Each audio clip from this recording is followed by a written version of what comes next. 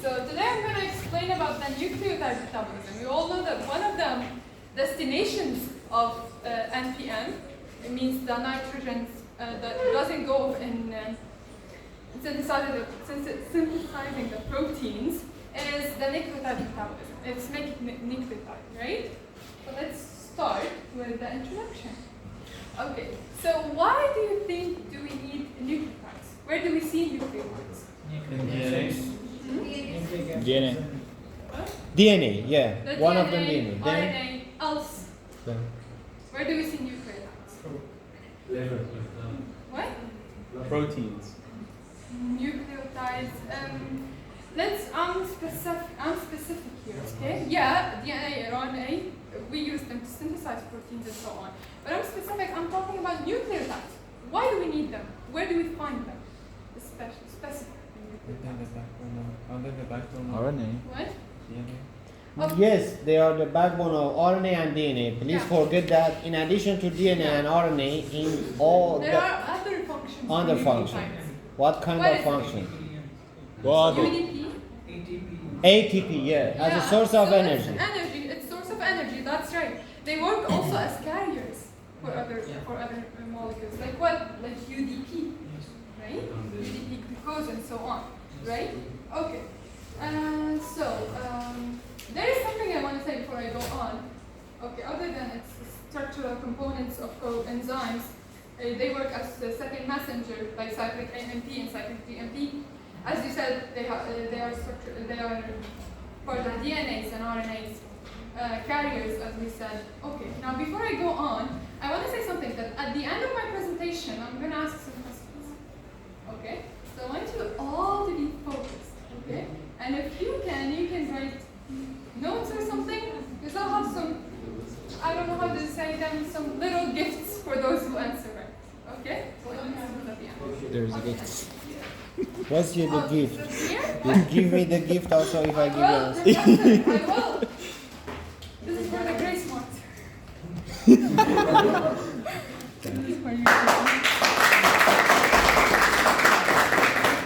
I didn't answer till now. That's after answering. I have everything, Professor. You can At answer. the end, I was like, if you have any questions, don't hesitate to ask Professor Fanal.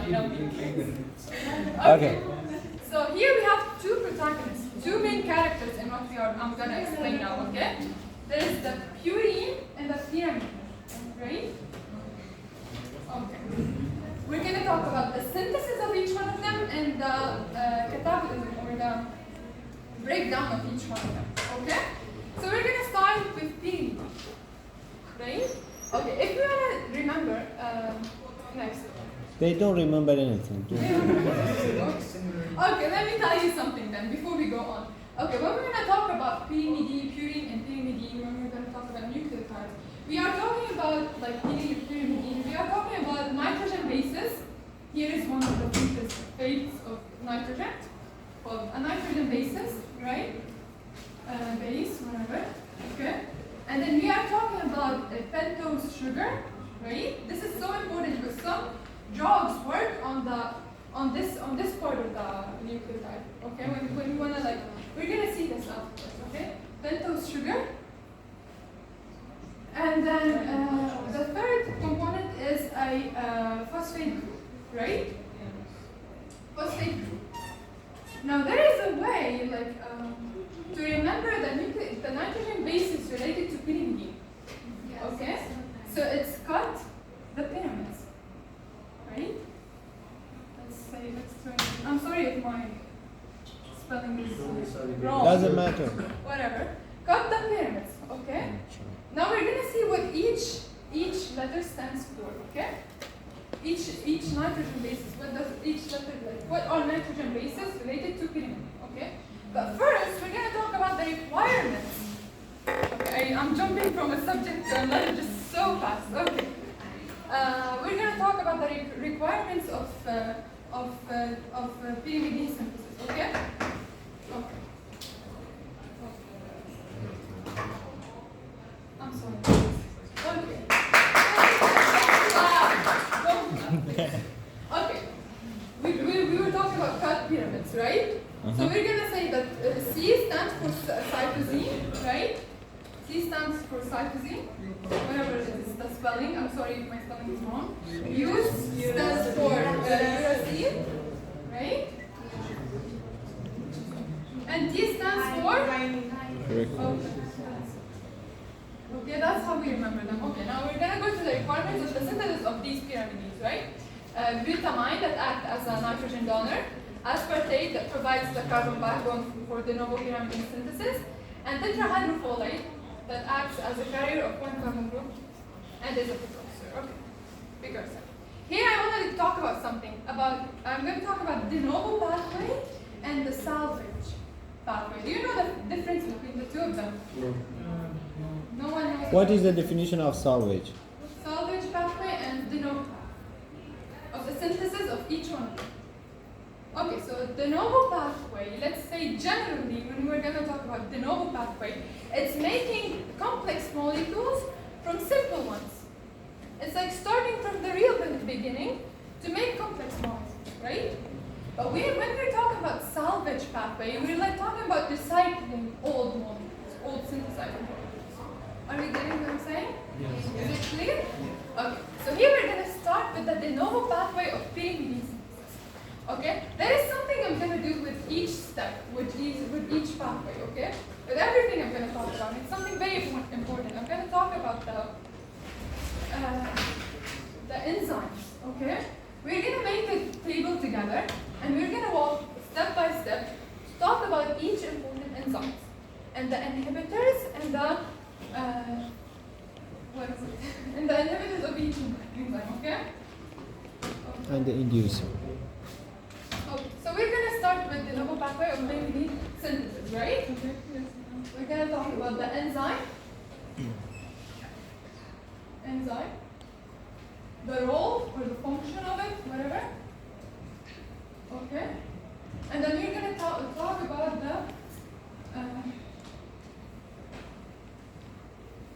role of it and what does inhibits it or whatever. Not only inhibitors, we're going to talk also about regulator. Okay, how is it regulated, right? So here we're talking about regulating enzymes, the enzymes that regulate the pathway, right? And then we're going to talk here about regulators. Okay? This is important. Okay. We're going to start with the first enzyme, and this is CPS2. Okay? This is an important enzyme, CPS2. Now we see here in the de novo pathway how we started with simple molecules like glutamine, ATP, CO2, right? Okay. Now, do you remember ever, like, ever someone mentioning the CPS1? No? Let's, which one?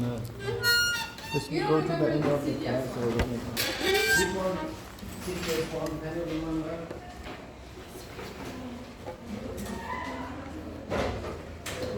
CPS1? Yeah. Carbonate phosphate. What? Carbonate phosphate. Okay. Since you don't remember it, I'm not gonna go into it that much. But let's say that CPS2 is the cytosolic CPS1, something like that. Like CPS1, we find it usually in mitochondria. This one we find it in the cytosol. It uses glutamine and converts it into glutamate. Okay?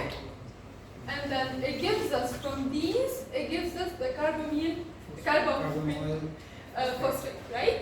Both CPS1 and CPS2 give us carbamoyl phosphate. So the first, what are the regulators? I think you can read here what are the regulators of CPS2. Can you please dictate it to me? What are the regulators? The regulators. UTP inhibits it, right? It's inhibited by UTP, right?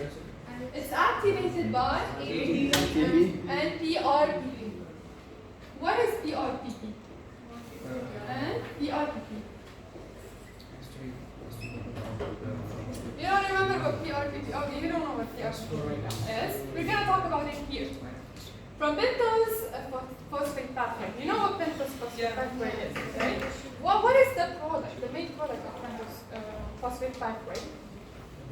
Okay, here we're going to talk about ribose 5 phosphates. That's it. We're going to talk about ribose 5 phosphate, right? From pentose phosphate pathway, we said that one of the components of nucleotide is pentose sugar, right? Where did we have the pentose sugar from? It's from there. Pentose shunt. Okay. We take the ribose 5 phosphate, and then there is a very important enzyme here that's PRPP synthase. The PRPP synthase is going to produce PRPP. What is PRPP? Phosphoribosine 1 phosphate. Okay. Now here, this is, let's say, this is how we make the sugar, the pentose sugar in the nucleotide, right? And here we have the nucleotide, what is it? Nitrogen bases. Okay. So what is the role of the CPS2? We said is making Glutamate. no Turning into carbamide. phosphate, right? Carbamide. Phosphate. Right? Now what is the other enzyme? Are you getting what I'm saying? Yes. Like these are happening first separately. Okay? And then the product of them is gonna combine to make OMP. I'm gonna go on with that one in there. But are you getting what I'm talking in here? Yes. Here I'm making the sugar. Yes. Okay? To make the nucleotide. Okay? Okay. So what is the other enzyme, important enzyme that we talked about? It's PRPP synthase, right?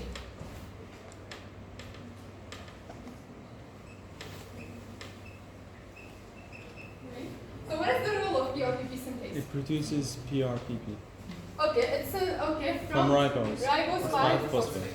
Okay, so ribose 5. I'm going to just write it like that. Phosphate to PRPP. And what are the regulators of this enzyme? ADP. They are inhibitors, ADP and GDP. Right? And what are the activators? What is it? Phosphate, yeah, inorganic phosphate. That's it. Okay. Now we have the PRPP. Okay, we're gonna go on CPS2, make the carbonoid phosphate, and then we have the aspartate transcarbonoid. It uses one aspartate, right? We saw it in the requirements of this reaction, okay? And then it's gonna make the carbonyl aspartate, and then we're gonna go to the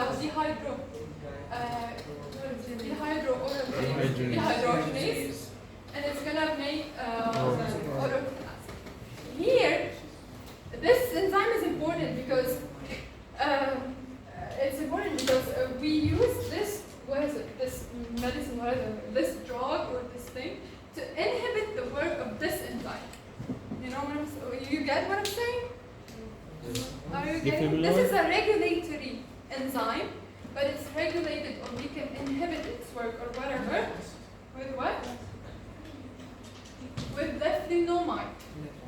We're gonna talk about this later, okay? I mentioned the important drugs and the important what do we say? The important medical correlations in general, like in other slides. Okay, now we're gonna go on. We made OMP, right? Sorry. In here, we use the PRPP with orotic acid, and we made right? Okay. Next. Now OMP is, we're going to convert OMP to UMP using OMP decarboxylase, right? Okay. Now this is a regulatory enzyme, right?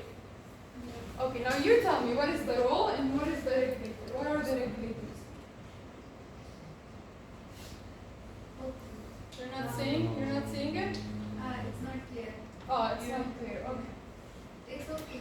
Okay, so OMP decarboxylase, it is inhibited by UMP and CMP, right? And then we're gonna go through all of these conversions. Okay, UMP is gonna convert into UDP, UDP to decarboxylate, UDP. Okay, and then from this is one of the like when we reach UDP, UDP can be converted to two things.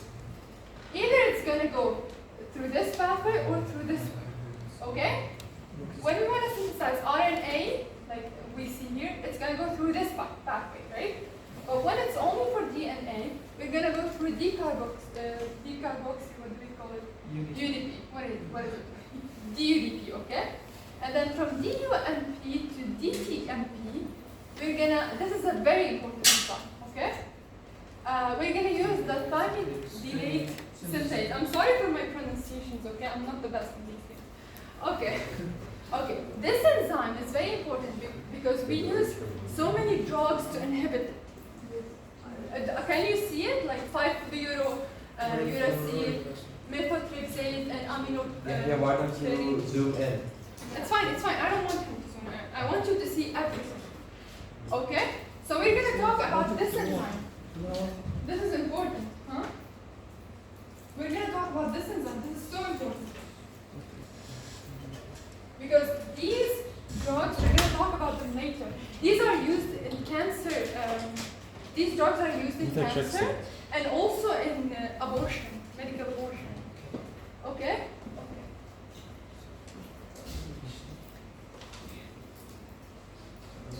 So what is the enzyme? What is the enzyme?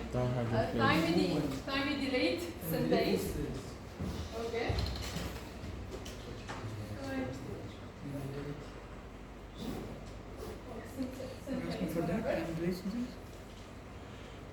Okay. Now, how is this regulated? The role is to convert DUMP to DTMP, right? DUMP to DTMP, right? Okay. Now, here we have three very important regulators. First of all, it's 5-fluorouracil. Okay, I'm going to talk about them more even later, but now we're going to just mention them, okay? It's inhibited by 5-fluorouracil. Okay. Whatever this is. And then, but we're going to talk about this stuff. Now, this enzyme uses tetrahydrofolate, okay, to convert DUMP to DTMP, right? And it's in their use to tetrahydrofolates because making tetrahydrofolates, it needs dihydrofolate reductase, right? And these drugs inhibit dihydrotolate, whatever DHF reductase. Okay? So this is how these enzymes inhibit these enzymes. Are you getting what I'm saying? Yes. They like decrease the synthesis or something of tetrahydrofolate, and by doing so, they inhibit the work of this enzyme. Got it? Okay, this is when they are important. So they are inhibited by, what are the names? Yeah, what are the names? Methotrexate and aminopterin. Okay, methotrexate and aminopterin. I'm gonna write it completely. I'm just gonna write MNA, whatever. Okay, now we're gonna go on. If these drugs were not used, it's gonna continue. It's gonna be converted to DTMP, DTDP, DTTP, right? And DTTP is gonna be used to and the DNA synthesis. Okay. Now we're gonna go back and go to the UDP, right? I told you there is another path for UDP. It's gonna be converted to UTP, and then UTP is gonna use glutamine and ATP, and convert convert UTP to CTP. Exactly. Using what enzyme? CTP synthase, and it's inhibited by CTP. It's like negative feedback. Exactly. And then UTP and CTP are used in RNA synthesis. Getting it? You're all getting it. Yeah. Is it clear? Yeah. Let's clear. Yes. Okay. And then CTP is going to get converted to CDP, and then CDP is going to get converted to CDP, whatever. Okay. Now here we have the ribonucleotide reductase, right? Ribonucleotide reductase is inhibited by DATP, right? And it uses thioredoxine. Okay, whatever my pronunciations are, it's clear in here, right? Okay, now we're gonna go on. This is the de novo pathway. Here it's from the book, and I think it's important to read it, okay? Because they are mentioning like important things in here, but fine, but it's the same that what I explained.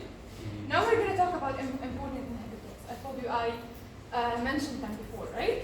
We talked about the folic acid analogs. This is the drugs that I told you we use them in cancer and medical abortion, right? Yes. They are folic acid analogs. Now this is, I may ask a question from this. So Yes.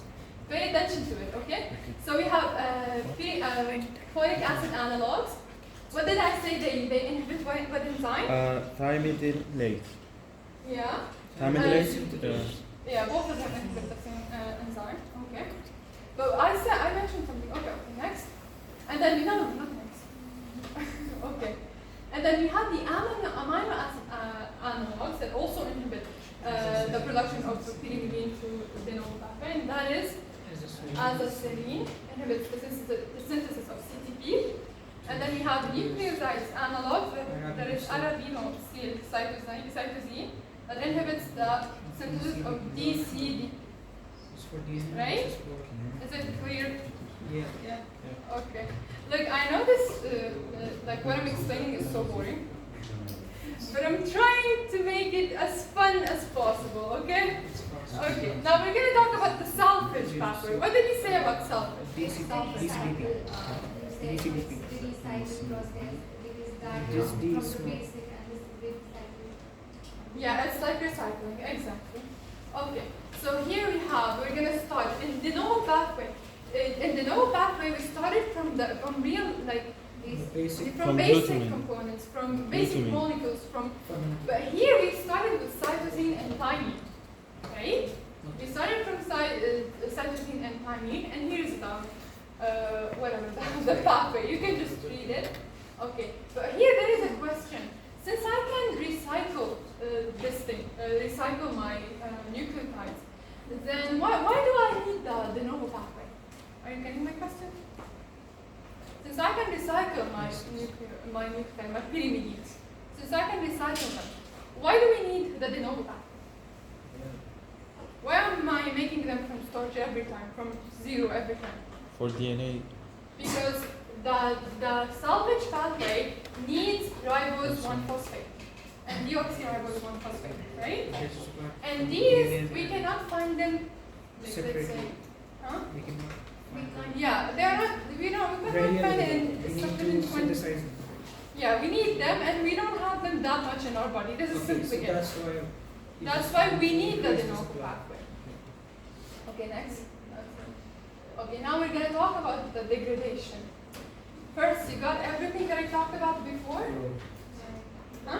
No? Who said no? You didn't get everything that I talked about I before? didn't say anything. Huh? Yeah, Yes. we actually noted everything. We are writing. Oh, yes, you got everything. Okay, I'm asking everyone. Everyone got everything that I talked about before? Should I go back and mention again the important points? Yeah? Okay, forward. Okay. So we're going to talk about pyrimidine degradation. Okay, next. Okay. Here also we're going to start from cytosine and thymine. Okay. Okay. I'm not going to talk about this. You can just simply read it all out. This is so... Talk Should I about the talk enzymes. Huh? The enzymes. See, they are not regulated in here. That's why I'm like, I don't think I have to. I just want to jump, because I know you're all tired and everything, and then maybe the professor is going to explain it again or something. So I'm just going to jump. Okay, I'm going to go through it. If we have a cytosine, it's going to release NH4 plus and give me a uracil. And then uracil and thymine can also be used in salvage pathway. And then uracil is going to be converted into dihydrouracil by taking H from NADPH, right? And converting it into NADP plus. And that's by the rate limiting step of the degradation of pyrimidine. This is the most important thing. So what is the rate limiting step of pyrimidine degradation? It's the dihydropyrimidine dehydrogenase, right? This is the rate limiting step. This enzyme both converts uracil into dehydrouracil and thymine into dehydrothymine, right? So what is the enzyme? Dehydropyrimidine dehydrogenase, right? Okay. Here dehydrouracil is going to be converted into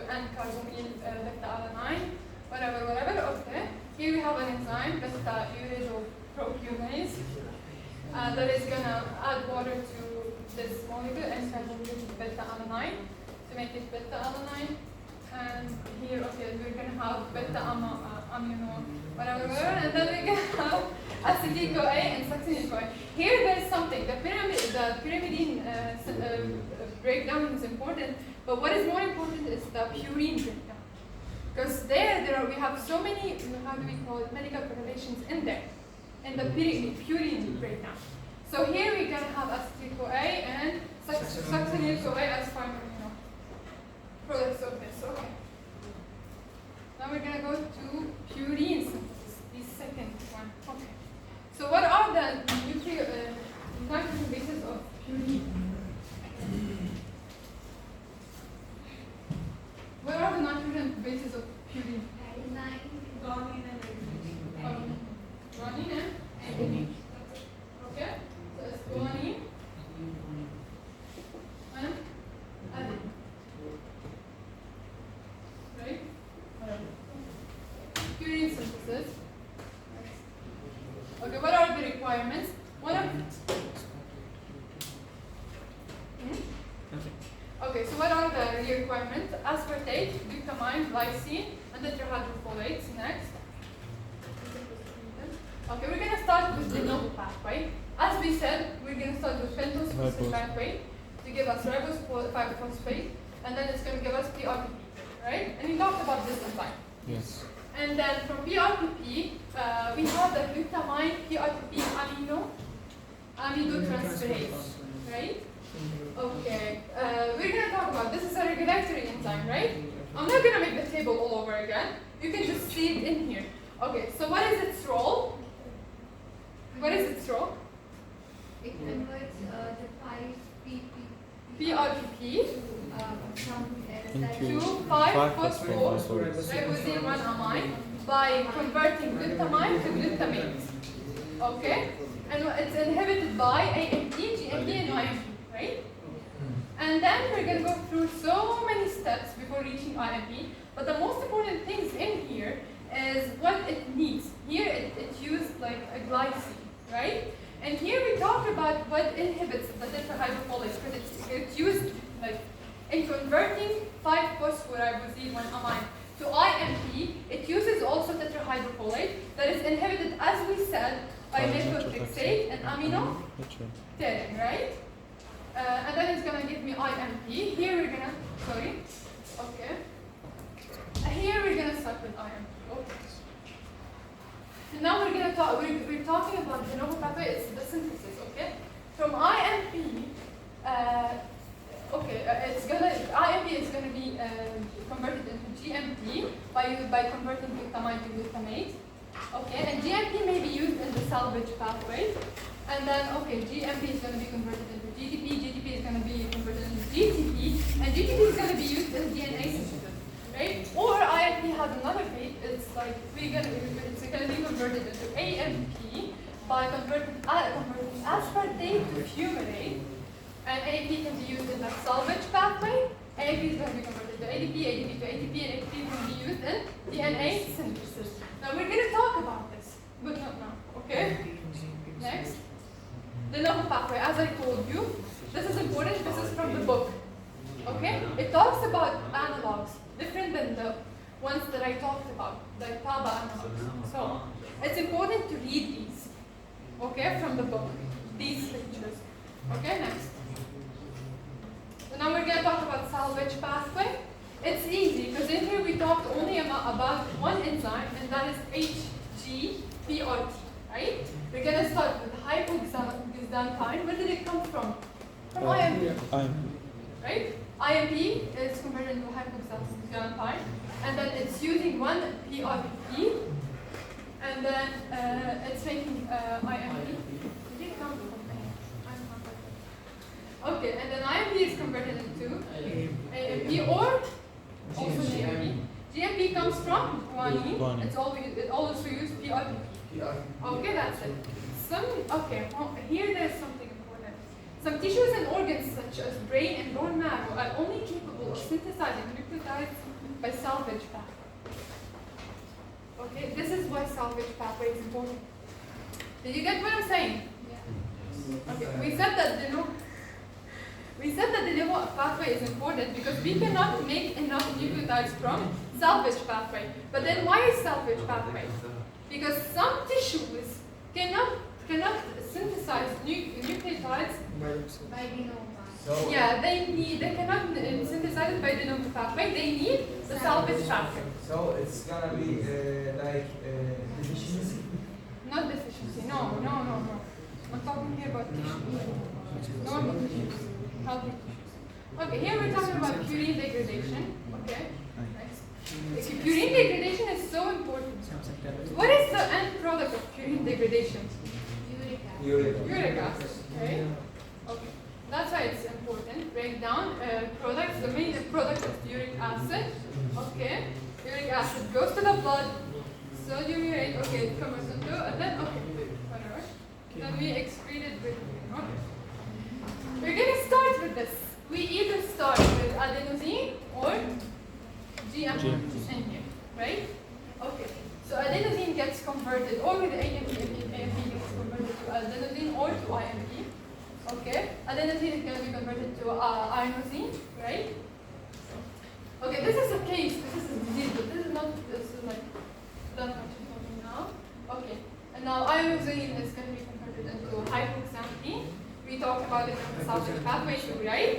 And then hypoxanthine either it goes to the salvage pathway or it goes to it's converted to xanthine, right? And an enzyme called xanthine oxidase. Now xanthine oxidase is inhibited by a drug by allopurinol.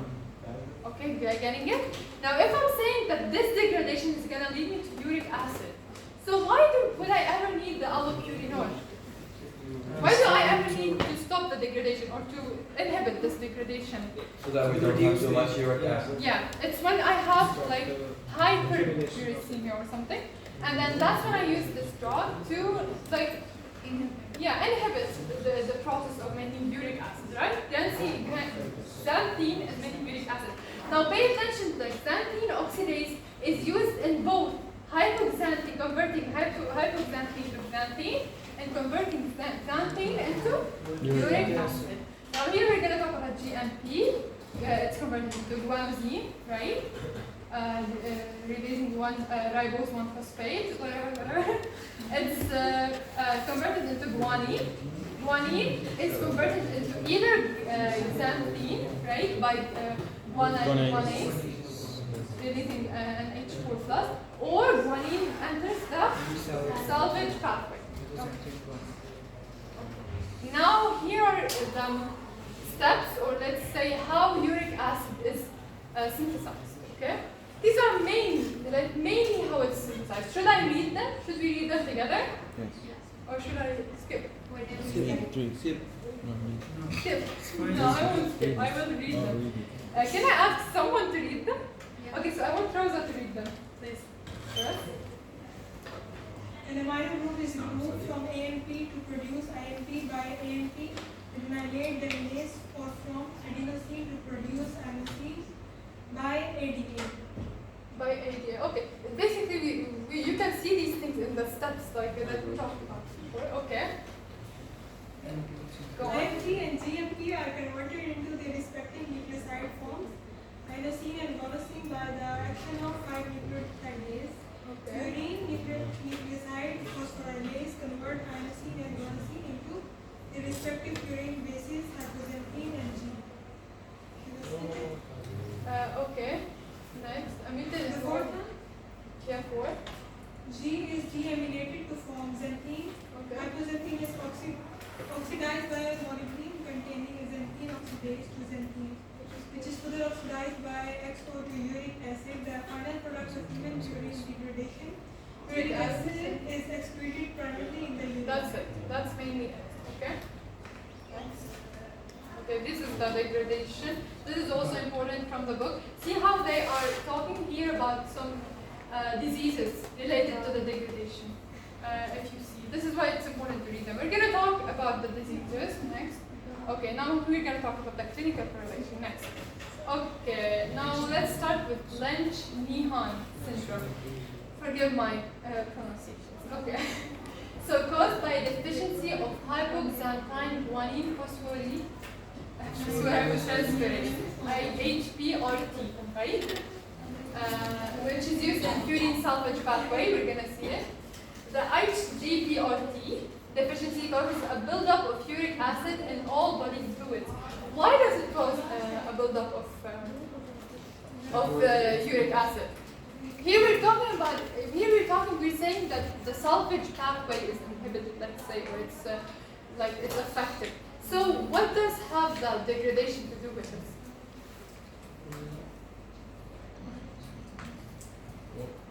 Okay, so the purine that doesn't go through salvage pathway, it's degraded. So when less purine is going through the salvage pathway, more purine are going to degradation. And so we have accumulation of uric acid, okay? The combination of increased synthesis and degradation, okay. The combination of increased synthesis and decreased utilization of purines leads to high levels of uric acid production, which leads to gout. Now, what is gout? This is what we said. What is gout? Gout is a common and complex form of arthritis. What is arthritis? The inflammation of joints. Exactly. Pain and inflammation of joints by precipitation of sodium urates in tissues caused by an abnormally increased amount of uric acid. Next. 3. Increased catabolism occurs in patients in chemotherapy for diseases such as leukemia and multiple myeloma. Allopurinol inhibits xanthine oxidase, an enzyme in the uric acid synthesis pathway, is used to treat these patients. We saw allopurinol, right? Okay. So von Gierke disease, it's deficiency in glucose 6-phosphate. Now here is the question: what does glucose 6-phosphate have to do with all of this? Why is a deficiency in glucose 6-phosphate making me hyperuricemia? Why is it leading to some problems in the metabolism of purine? Because it's regulating the enzyme? It's regulating an enzyme. Yeah. Did I talk about any enzyme regulated by glucose 6-phosphate? Maybe, I'm not sure, maybe because of the phosphate sugar. The pentose sugar. Right, okay, so it's related to the pentose sugar. Obviously, it's a sugar, that's a sugar. But how? I want to know where it is in all of what we're talking about. Lack of oxygen. No. Where is lack of oxygen? What do you mean? It's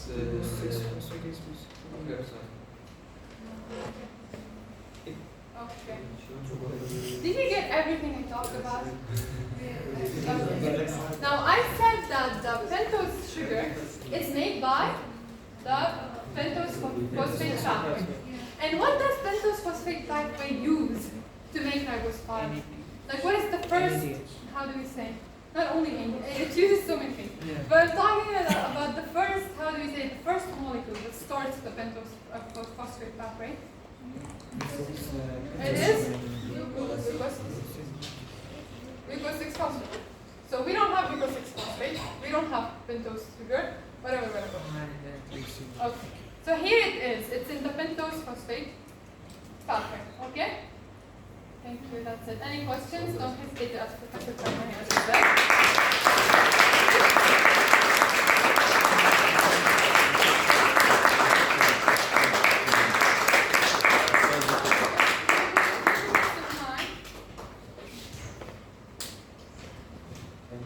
Okay, if you would give me some time, like you have to explain.